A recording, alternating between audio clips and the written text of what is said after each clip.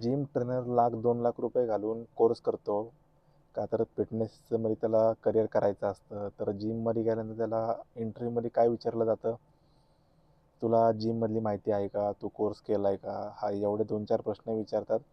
हा तुला एवढी एवढी सॅलरी भेटेल, तुझे PT% एवढे राहतील, बस हे झालं तर उद्या तू जॉईनिंग करू शकतो. म्हणजे हा हा कुठला इंटरव्ह्यू.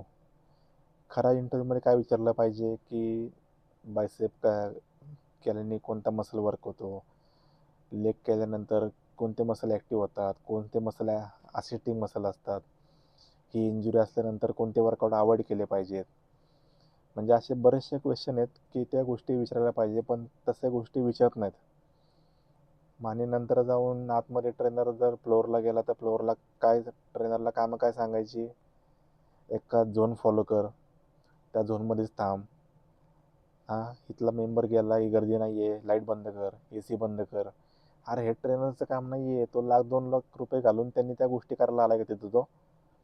ही झोन सिस्टीम कुठून आली काय माहिती, की 4 ट्रेनर एक त्या कोपऱ्यात ट्रेनर, एक ह्या कोपऱ्यात ट्रेनर, एक त्या कोपऱ्यात ट्रेनर. ही नवीनच सिस्टीम चालू झाली. म्हणजे ह्या गोष्टी चुकीच्या आहेत. जर ट्रेनर जर एवढे पैसे घालून जर हे करतोय ना, तर त्याला त्याचप्रमाणे ट्रीट करा की हा तो ट्रेनर आहे. तुम्ही त्याला असं बांधून ठेवलं ना, तर तो काम नाही करणार. तो टाईमपास करत बसणार मग, आणि तुम्हीच म्हणणार की अरे ट्रेनर टाईमपास करतात, ट्रेनरला हेच येत नाही, ट्रेनरला तेच येत नाही. ट्रेनरला ट्रेनरच्या पद्धतीने काम करू द्या. तो ट्रेनर खरंच चांगलं काम करेल. तुम्ही त्याला घ्यायच्या आधीच डिमोटिवेट केलं तर त्याच पद्धतीने तो काम करून हे करू शकतो. माझं सगळ्यांना सांगणं आहे की जिम ट्रेनरला की अशा ठिकाणी जर असे इंटरव्ह्यू होत असतील, लाईटी बंद कर, AC बंद कर, गरजेपोटी असल्या जिममध्ये काम करू नका. कारण तिथं तुमची ग्रोथ होणार नाही आहे. तिथं तुम्हाला हाऊसकीपिंगचं काम म्हणून कोणी नाही म्हणून त्या गोष्टी तुम्हाला सांगितल्या जातात. तर आपण ट्रेनर आहे, तर ट्रेनरप्रमाणेच आपण काम करायचं. सरळ स्पष्ट सांगा, लाईटी हे ते मला बंद करायला जमणार नाही. मला 2 मेंबर तुम्ही एक्स्ट्रा ट्रेन करायला सांगा. ते 2 मेंबर मी 2 एक्स्ट्रा ट्रेन करेन.